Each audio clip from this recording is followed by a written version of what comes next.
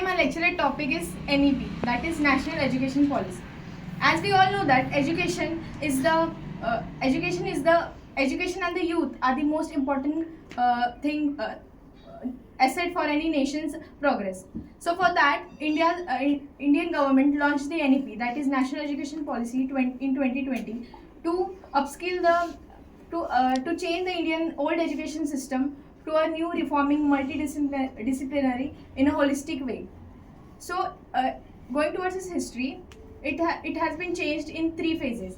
First, it was changed by Indira Gandhi government in 1968. After that, in 1986, it was changed by the Rajiv Gandhi government, and small changes were done in 1992 by Narasimha Rao government. So let's understand why we need NEP. So as we all know that in today's modern tech-driven world, we don't need any. The focus is more on the skills rather than the certificates. To upskill the youth of the country, NEP was launched. It focuses on the creativity, solving skills, and practical clarity and conceptual clarity. So National Education Policy has converted and transformed its old education system, that is from 10+2 to 5+3+3+5, and it focuses mainly on the holistic approach and disciplinary education by providing more skills to the youth. Also, it has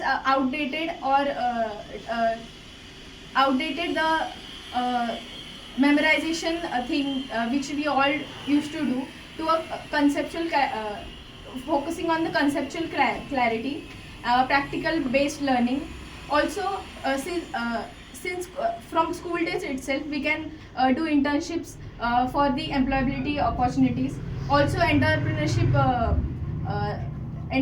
promotions has been done, and the industrial skills to increase the industrial skill for the exposure of that.